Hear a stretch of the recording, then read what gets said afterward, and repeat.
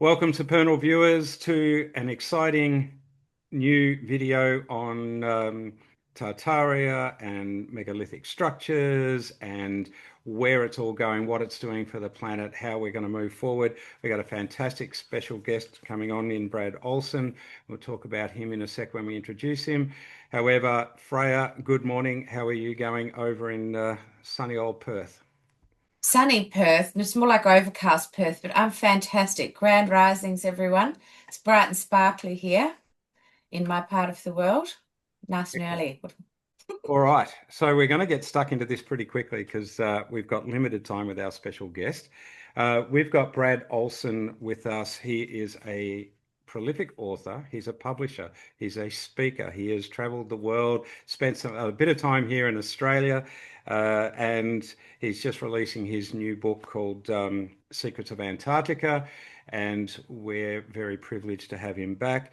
Now, we caught up with Brad in the issue number 59, Beyond Supernal, and as a production between Supernal Magazine and Beyond Being Human. And so there's a lot of information that we covered about Antarctica and the Germans that moved there, all this sort of stuff. So we're going to get into that, but we're going to sort of look a bit at the Tartaria thing as well. So, Brad, thank you for joining us here at Supernal. Well, hello, Anthony and Freya. Good to see you guys. And thanks for having me on Supernal Magazine Australia. It's good to be back. Yeah, it's lovely to have you back. And for our viewers out there, I contacted Brad because Freya is working on our major feature for issue number 60 on Tartaria. And we put the word out to a couple of different people that we know just to see what their thoughts were on Tartaria. And Brad came back very quickly with I've got a slightly different view on things. And so graciously offered some time to do it. So let's talk about what your thoughts are on Tartaria and how it sort of plays out into these modern times that we're living in. Sure. And my slightly different view is that we're looking at a civilization that had been on the earth quite a long time ago that is usually not recognized by historians or scientists or academia. But I would say there are so many data points, so much evidence out there that shows that there was once a very advanced civilization here on Earth. And much of that evidence is in the form of megalithic structures, which are virtually on all continents of the world, including Australia, at a pyramid site called Gympie that Freya's been to, and she'll give us a little update on what that looks like. But around the world, you have incredible megalithic designs in Central and South America, also within the Great Pyramid itself, as well as other locations in Egypt, and then many megalithic sites throughout Europe and Asia as well, all indicating that there was this high civilization on Earth. And in my book, Secrets of Antarctica, that just came out at the beginning of the year, I have a tagline on the back that says, "All roads lead to Antarctica." Of course, there's no roads that lead to Antarctica, but I show several scans that they've been doing of Antarctica, which show that there were civilizations detected under the ice. And to me, that's a complete game changer, especially when some of the mainstream media papers, this one in the Sun, talks about even pyramids appearing below the ice. And I also have several locations that I've identified in this book of having pyramids. So it's a game changer because once you incorporate an intelligent hand building some of these sites, then you've got an ancient civilization that's far more advanced than we're giving them credit for. And that's why I would say that this is my take, my different take on Antarctica or on Tartaria, because it also includes Antarctica and all these other locations worldwide, including right down under in Australia. Freya, we were talking offline before we started here about Gympie, and you said you've been there, and that's really fascinating to me. What's that Oh, like? it was quite the adventure. So by the time I got there, it said there's two pyramids there. One, as you mentioned offline, was in the military, cordoned off military section. Now, I didn't go there. Not to say that I haven't been on a closed military site when I went to see a crop circle, but that's not a story. Anyway, anything for a good story, right? So, so Gympie was a very interesting town. Given that, apart from investigative journalism, I am interested and have taught shamanism and other sorts of technologies that enable one to utilize their multidisciplinary senses other than just sight, etc. I would say that the town had a very, I'm going to say, an oppressive feeling. There's a feeling that I get when I encounter certain energies and entities in a healing session. And those senses work just as well for me when I'm walking on the earth, or in a town or with a person, all of it. So having done it for so long now. So yeah, there was definitely definitely very dense and some oppressive energies in that place. Certainly, there is a wonderful historical walk that you can do around the town with beautiful buildings. And on the Tartarian side of things, I most certainly, stood and looked at those, read the plaques, and thought, interesting, how would some of these been constructed in the time and way that we're told. Other aspects of things were some of the buildings that are in the town certainly have blacked out windows, and also windows that are going partially under the sidewalk. Looking around the church area, looking at taking a whole walk, I filmed and talked as I walked around the church and looked at the material that had been a part of one of the pyramids that had been reinserted into other structures. And I find that really interesting too, because, from an alchemical or a magical perspective,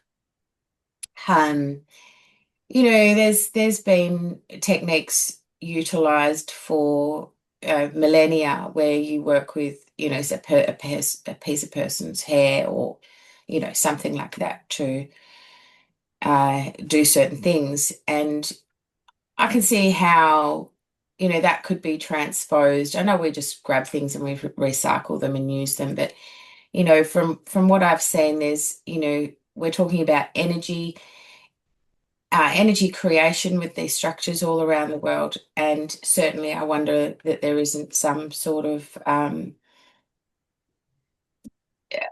aspect to things beyond just repurposing. And I also noticed that there was not one mention of the Indigenous peoples or the Aboriginal peoples of that area. I know that they put in applications to say that the pyramid was sacred, and yet a highway was still put through that area. It was completely ignored. So it's a very interesting town, and I would certainly go back there and like to explore a little further afield. And you had a feeling that they had repurposed some of the stones from one of the pyramids into the town. They And definitely have. that's really interesting because I've seen that as well in Peru, in the city of Cusco. There's an old temple with the great big megalithic stones that sometimes they get destroyed or partly broken up by earthquakes. And then you have Those are the pre-Incan, and then you have the Incan stones fitted inside of the gaps there. And then on top of that, there's the Spanish crude stones using mortar, because all the megalithic ones, they Mm, didn't mortar, they didn't need mm. to. They're so perfectly put together and usually pretty earthquake proof. But the Spanish buildings, they just crumble when there's an earthquake. So you can see multiple generations of building on these. And I suspect that's what Tartaria is as well, is some of these ancient monuments that have been repurposed and rebuilt upon. And it sounds like one of the Gympie pyramids was of the same nature. Yeah, I would concur in speaking about the pyramids. We've got the Bosnian pyramid we know is 30,000 years old through the leaf found in the bottom level between of the Pyramid of the Sun and the mortar there, or in the cement. And we know that, pyramids throughout the ages. I mean, we're told the pyramids are 5,000 years old or something in mainstream in the in Giza and whatnot, but yet there's evidence to say that they're far older than that. Maybe 12,000 years, maybe even more. We're looking obviously then at the Younger Dryas period, and then we've got other pyramids like Gympie pyramids that are not that old.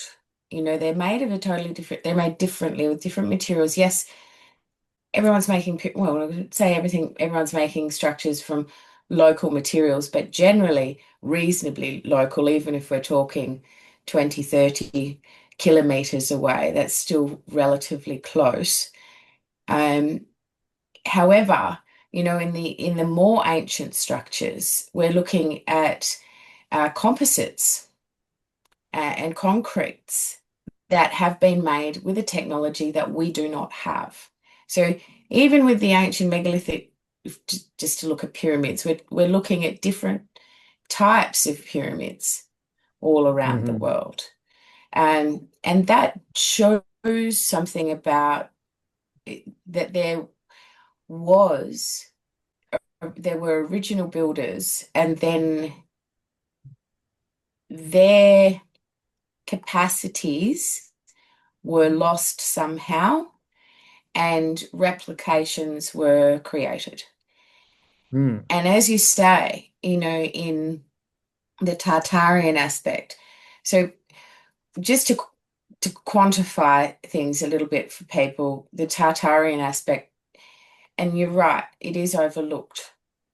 It's because the people are still stretching their consciousnesses to work out how it is in detail about how it is that these architectural structures that we would call buildings, and we're talking hospitals, old world hospitals, asylums, churches, um, schools, government buildings, Cleopatra's Needles, uh, towers, and so on, where they have come from and who actually created them, um, because the technology of and the quality of the architecture doesn't match up to the tools that humanity is said to have had at that time. Now, Hmm. how those things then connect to the ancient, more ancient civilizations is a gap, a big gap in the story that is yet to be bridged, really. I mean, I've seen some researchers speak to Mu and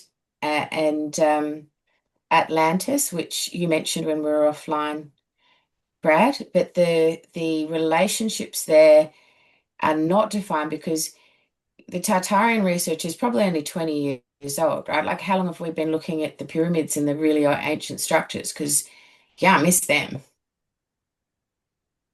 They're so Yeah. abstract, right? But the buildings are slightly less abstract. And it's not until we really start to delve into that, what are we looking at? And I really love that catch line that says, all roads lead to Antarctica, even though there's none, nor any flight paths either if you're not part of the establishment.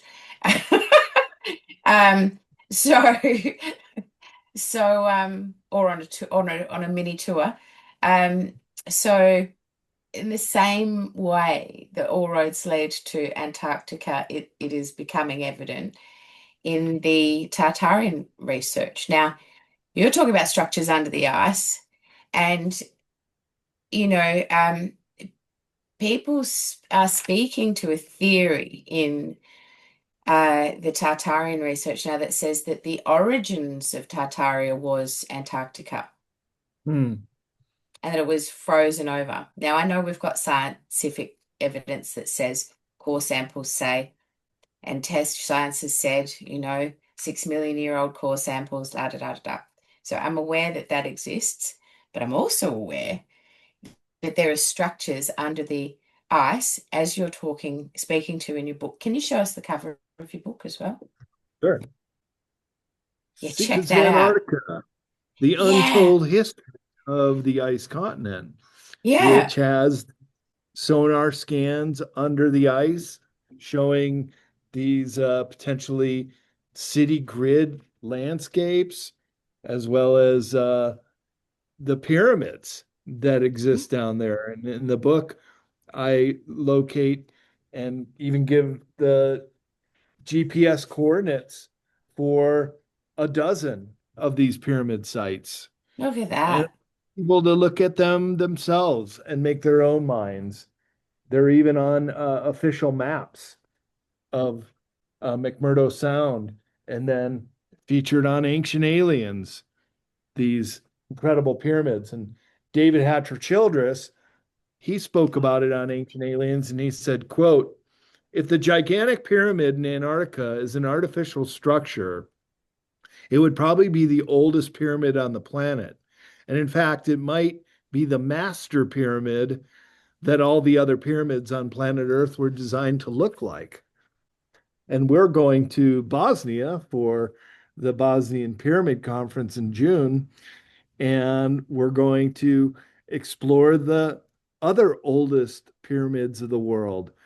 These ones even have underground features, which is very interesting because, as we all know, the Great Pyramid in Egypt has an underground feature.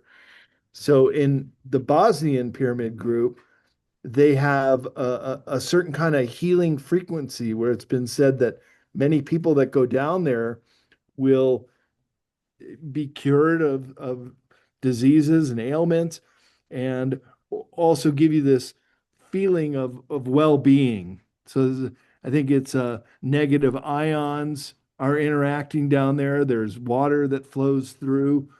And this is a kind of lost technology that we're certainly not incorporating into buildings today. And you also mentioned offline, Freya, that you said that many of the old temples and Oh, churches yeah. were built with 432 frequencies. So Hmm. part of Tartaria is a lost knowledge of this technology that was incorporated into many of these megalithic and temple designs. And and and the same so if we're looking at Dr. Samir Osmanagic's work and the multidisciplinary approach he's got there at the uh, Pyramid of the Sun complex, including the Ravna tunnels that you mentioned underneath with the scale of frequency that's 100% highest on the planet. Um, so if we've got that just in and which he's also discovered is perfectly sacrogeometrically aligned to the Pleiades now. Goodness me, it's all going on in the world, isn't it? And we're talking about something that is that perfect, just in that example, and it's measured and creating a scalar field, right? So it's still active. Now, what would happen if we had all of the pyramid structures, the most ancient ones, actively working and then connected? Like, I mean, I know that they're on Earth, and I know that some of them are working, and and it's measurable, and I know that some are not. So and that they're all over the place. And what is that technology for? And Dr. Sam would be speaking to, creating an environment that allows for growing of plants, the health and well-being of the body.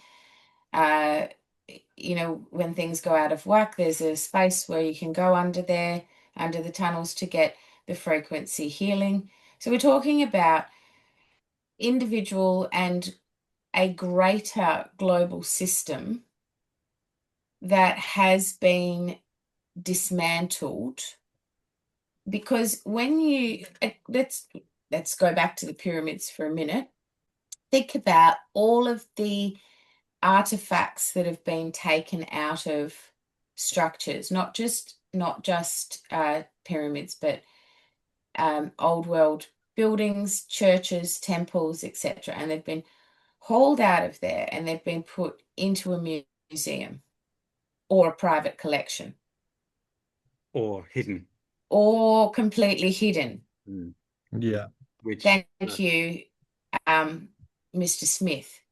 And if we take those things that are made out of specific materials out of their original environment and the place that they were for a reason, because we know that these ancient architects did not do anything without incredible intention. You can't create buildings and architecture that is perfectly aligned to star systems, to the equinoxes and the solstices and the rise of different constellations. We're always speaking about these places in terms of, it's to map the stars and the star movement. And well, yeah, sure, that may be one function, or that may not be what the function of it is at all. That may be a necessary design feature in order to get the outcome that they wanted energetically in creating these things. So in terms of the Tartarian research looking at churches, that it said that all of the churches were resonating at 432 hertz. And it also said that there was no glass in the windows. So we see those beautiful rose sacred geometric patterns in, like in Chartres and just about every very old world church that we see. And they did not used to have glass in them.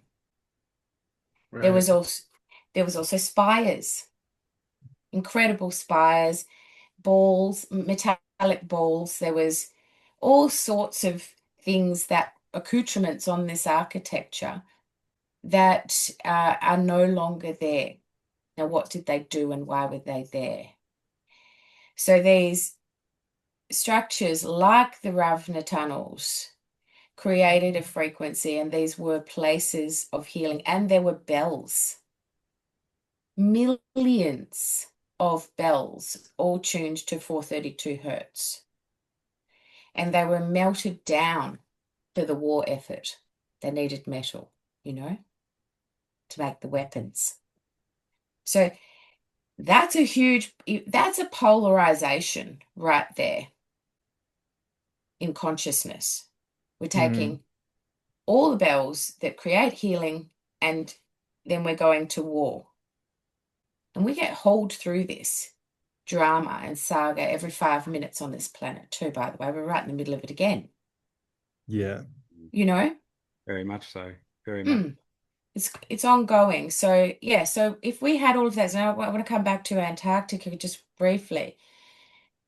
So if we had, like in the Tartarian research, we talk about there's discoveries of underground railroad systems. We're talking about the blimp technology that was utilized to like if you think about the old train stations and how massively high they are, they talk about them being hangars for these enormous blimps, and that they were used to erect architecture and do all sorts of things. There was heating systems under Berlin. There was, oh, I could go on, right? So if you were dismantling a technology, a worldwide technology, because you wanted to shift the frequency from being a high frequency where we have high states of consciousness, and you were wishing to bring that to a place of under 200, say, on the vibrational scale of consciousness, which is keeping people at fear and ignorance and disenfranchisement. What could happen?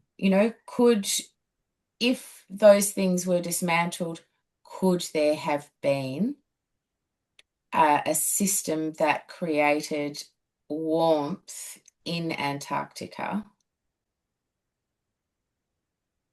that enabled there to be civilization there? And if that was dismantled, could that have frozen over? It's a question. Yeah. I certainly entertain the idea that there were advanced civilizations under the ice that are now locked into history, as it were, but also perhaps still remaining there. And because they have those scans under the ice showing this grid-like, city-like formations, they're massive. But also, every year, when the researchers are down there, which is from November until early March, which they just left the continent. Now there's only 1,000 people on the entire continent. The fifth largest continent in the world only has 1,000 people right now that are the skeleton crew of the bases. But when all the researchers are down there, every season there are new findings. And the latest is that they've detected these gravity holes that exist under the ice in Antarctica. A couple years ago, they were detecting cosmic rays coming out of Antarctica, as well as radio waves, which haven't been interpreted. I've not seen any use of trying to decipher what those radio waves might be saying. But it's very interesting that this is kind of like either huge holes that go down into an inner Earth civilization or a high-tech civilization that's emanating out from there. What's a gravity hole? Describe well, what is a gravity hole? I think it's kind of, well, we can kind of look at it like maybe a black hole or just a way that gravity is getting sucked in by natural or perhaps even by unnatural means. But that was the big story this year, is that in the Wilkes Land region of Antarctica, they've been detecting these gravity holes. And I should also point out that in Antarctica, it's the most volcanically active continent in the world. To have 14 known active volcanoes and 93 known geothermal features. So that would have the propensity to open up these huge domes underneath the ice. And like any heat source, it's going to need an exit. And so these giant holes in the ice could be the chimneys to allow the heat to escape from below. And let's face it, like there's this huge, agreement in Antarctica between all of the countries. There's no military presence and everybody's sharing everything. But where else on the planet have we had any level of agreement for such a long period of time with no problems? That in itself is a major point of interest, I would say. Yeah. And you're referring to the Antarctica Treaty, and you're right. Yeah, of course. It was beginning to be formulated in the late 1950s. It was fully ratified in 1951, and it's still in effect to this day. So you're right. That is one of the few things we've all agreed upon that should remain in place. And part of those agreements of the Antarctica Treaty is that here's the Antarctica Treaty, that throughout the Cold War and every conflict since, all these nations have upheld the treaty. And part of the stipulation of the Antarctica Treaty is that it would be open to science and research, as well as tourism. But there are certain places you cannot go in Australia or in Antarctica or in And Australia, like Australia. the Giza Pyramid. Yeah, in New Zealand. Like they have a megalithic wall there that David Hatcher Childress thought his life was threatened because he was uncovering it. So you got to ask yourself, what is the motive? Why do the powers that be not want this information to get out? And I could probably cite a few that, for example, the historians just don't like to upset the apple cart. They've got this neat cookie cutter version of history. They would like to keep all of us thinking that that's where it was. That civilization started in Mesopotamia a few thousand years ago and nothing before that, and no one Nothing to really see that here. advanced. Yeah, right. So when you go back and you start incorporating these massive megalithic constructions that modern machinery still would have a hard time moving some of these blocks today, as well as, for example, in Antarctica, these cityscapes below the ice, including pyramids. I mean, Mm-mm. you're not going to find many governments or historians or academia that would really want to acknowledge that we had predecessor civilizations that were more advanced than ours today. So I Mm. think that's the nature of the cover up, including what's going on with Tartaria.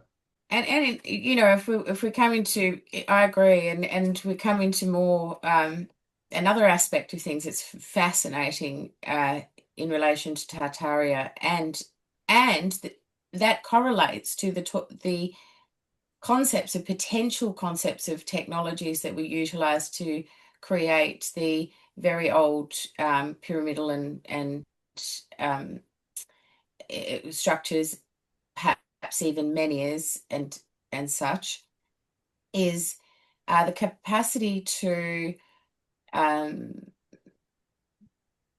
to take matter, particularly, you know, crystalline minerals, and soften it or mold it or work with consciousness to create the perfect alignments, etc. Because we've got sculptures. You think about some of the very beautiful sculptures in marble, where you've got a woman's visage and form, and then you've got like an incredibly sheer fabric that is draped over her face, and you can see the eyes underneath the forms.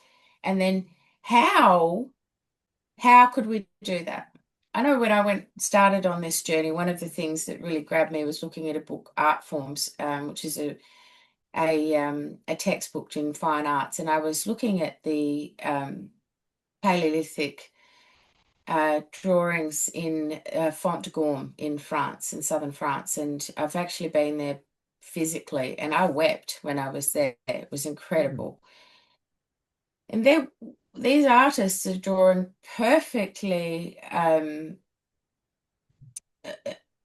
anatomically correct bison or bison on walls that are not flat, and in fact they have large indentations or or convex and concave structures on the cave, and they are still, with all of that, those undulations, able to create a geometrically and anatomically perfect artwork. And we can't even do that today on Right. a flat piece of paper. Like, we cannot. So how did they do these things?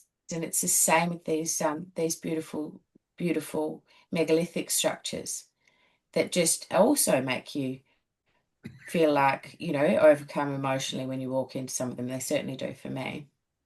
Mm.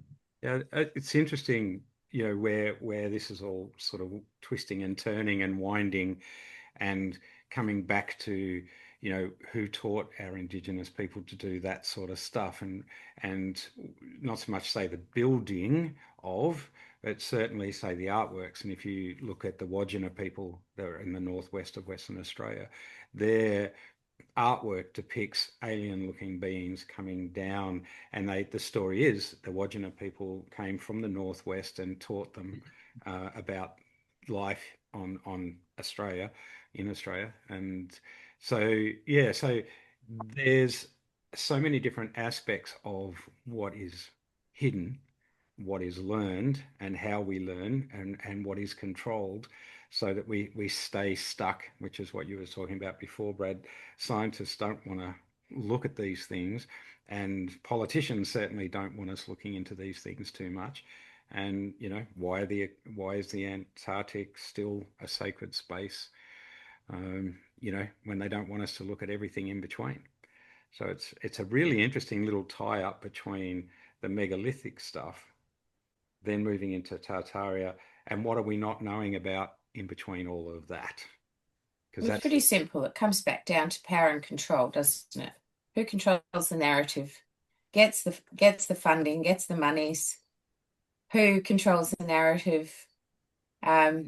Also, all of these things tie back into how capitalism became the way that the world was run. Because if we're talking about decentralized power structures, heating, cooling, weather control, travel, and we're doing it not for a basal need of survival, because we've evolved well beyond that, and we're able to work at an altruistic level of what is the best that we can collectively create for all. That's what we've lost, and that's what we need to get back. Which is good point. Perfect point to sort of look at starting to wrap things up, knowing our time is a bit short.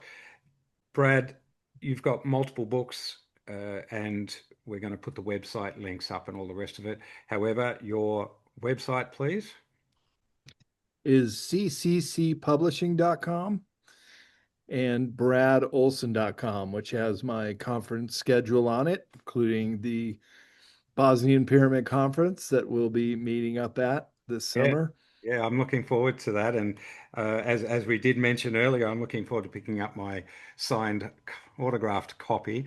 And then Freya obviously wants one as well. So we'll sort that out while we're there. But for our viewers, the Bosnian Pyramid of the Sun tour, the Midsummer Festival, and the conference is coming up in June. We're running a bit of a Supernal readers trip, so we're preparing for that. So, but definitely, I'm going. We're putting it out there for Supernal, somehow Supernally, to get Freya to go along as well. There's been a few things going on in the background, but it's exciting times. I'm looking forward to it. I mean, we've only just touched on what's happening over there in Bosnia and what the pyramids represent. For our viewers, Dr. Samir is actually writing for us, and I think we're up to article number 4 or 5 now, where he's going into a lot of detail about the history of pyramids, how the government's tried to shut them down a lot. And so, researching his work is tricky, because you can't do it through normal means. So, and so Dr. Samir's been brilliant in giving us really detailed information, and Freya's been interviewing him for every story. So it's not just a written story. We actually got an interview with him and Freya, and they're coming along really well. Gives it a bit more oomph to what we're trying to say when we've only got a couple of pages to work with. So so I'm really looking forward to getting over to Bosnia, and all things considered. And I think we could probably talk about a lot of this stuff for more than the time we have allowed. Well, I'd love to get there too. I'd hijack you, Brad, for hours. Well, we could do an interview from Bosnia. Yeah, and let's do it. Sam, he texted me and said that there's a 3-day megalithic tour after the 7-day or 1-week Bosnian pyramid tour. Amazing. So that 3-day tour is going to go see megalithic walls and stone spheres in Mm, Bosnia.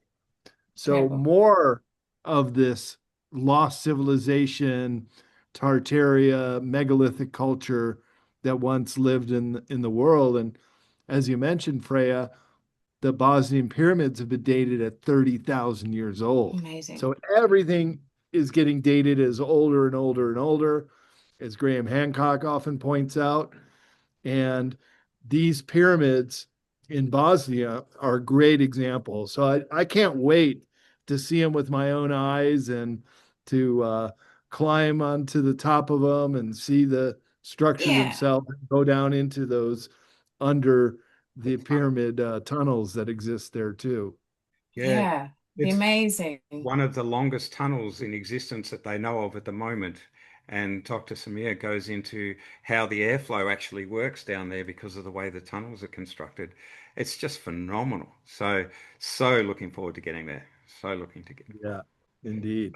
And yeah, doing an interview with you in person is going to be brilliant and catching Woohoo. up. And, yeah, and it's all part of what we're doing with Supernal to get it into a world market in a much bigger scale. And we So have you so got to much come back. fun. It's just amazing. It's great connecting with, you know, ex adventurous and explorative minds and consciousnesses so that we can together put together this, the picture of what it is that we're looking at and living within and upon and interacting with. It's a great mystery, an adventure. I love it. It is. It is. There it is.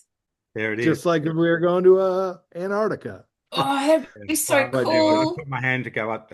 I don't like Me the too. cold very much, but I'd certainly put my hand to go up to Antarctica. Think about how big and fluffy the jackets and things are you'd be wearing. It'd be so nice. Yeah, well, it's the underlying cold that I don't like. I know, right? But look, Snap frozen. thank you very much, Brad. Really very appreciative of your time and the work that you're doing and what you're spreading out there in the world, which is increasing consciousness, which is what Freya was just saying. And Freya, also to you, thank you for joining us on very short notice. And yeah, it's exciting times. Amazing. Great to be with you both. Thank you so much. Yeah, is indeed. Thanks for having me on and great conversation as per usual. And looking forward to seeing you guys in Bosnia in a couple months. Yeah, Oh, we're God. so looking forward to it. And I'll put links up on where people can get your book here in Australia, links to your website and you, and then we'll share that around, and I'll let you know when it's up and running. Sounds great. Thank you. Brilliant. Thanks, Brad. Thanks, Freya. You bet.